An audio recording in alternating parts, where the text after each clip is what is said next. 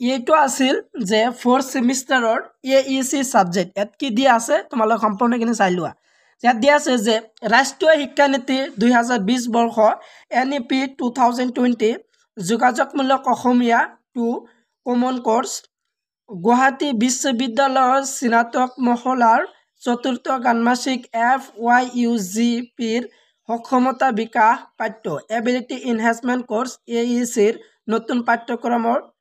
আধাৰত ৰচিত গ্ৰন্থ তো এইখন আছিল যে 4th সেমিষ্টাৰৰ যেটো তোমালোকৰ AEC সাবজেক্ট আছে তো AEC সাবজেক্ট তোমালোকৰ 4th সেমিষ্টাৰৰ যোগাযোগমূলক অসমীয়া 2 পঢ়িব লাগিব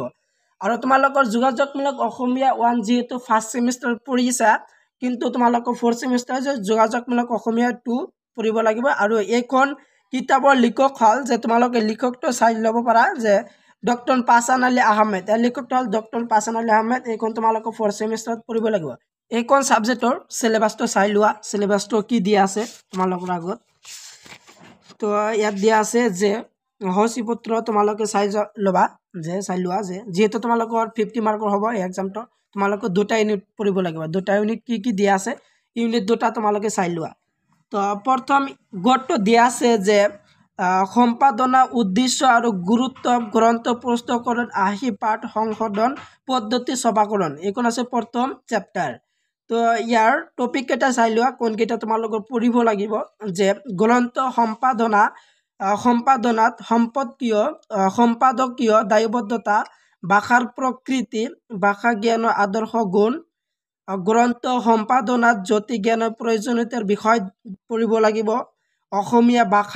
ভাষাত চিন জ্যোতি চিন ব্যৱহাৰৰ বিষয় দিয়া আছে অসমীয়া ভাষা লিখতে হততে ভুল হোৱা শব্দ প্ৰয়োগ বা বানানৰ বিষয় দিয়া আছে বাক্য গাঁথনিৰ জ্ঞান বাক্য বৈশিষ্ট্যৰ বাক্য গঠন বিশ্লেষণ আৰ্হি পাঠ কৰোঁতাগৰাকীয়ে অৱলম্বন কৰা কিছু সতৰ্কমূলক দিশ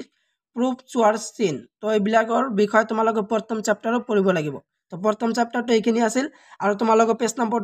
দিয়া আছে যে 9 পৰা 84 পেজ লৈ তোমালোকে প্ৰথম চ্যাপ্টাৰটো পঢ়িব লাগিব প্ৰথম চ্যাপ্টাৰটো দিয়া আছে এতিয়া তোমালোকে চাই লোৱা যে দ্বিতীয় নম্বৰ ইউনিট বা দ্বিতীয় নম্বৰ চ্যাপ্টাৰটো কি দিয়া আছে তো দ্বিতীয় নম্বৰ গট যে দ্বিতীয় গট কম্পিউটাৰ আৰু অসমীয়া ভাষা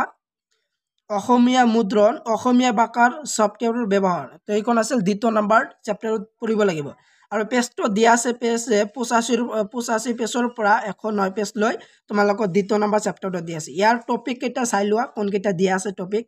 তো প্ৰথমতে দিয়া আছে কম্পিউটাৰৰ পৰিচয় তো কম্পিউটাৰৰ পৰিচয় পঢ়িব লাগিব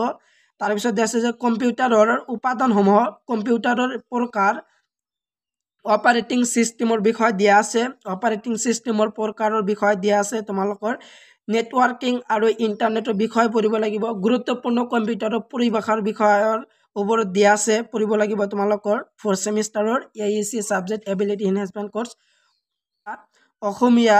মুদ্ৰণ বিনামূলীয়া ইউনিকোড অসমীয়া উপলব্ধ সাইটবোৰৰ বিষয়ৰ ওপৰত তোমালোকৰ দিয়া আছে দ্বিতীয় নম্বৰ চ্যাপ্টাৰ এইখনি পঢ়িব লাগিব তাৰ পিছত দেশ অসমীয়া ভাষা লিখিবৰ বাবে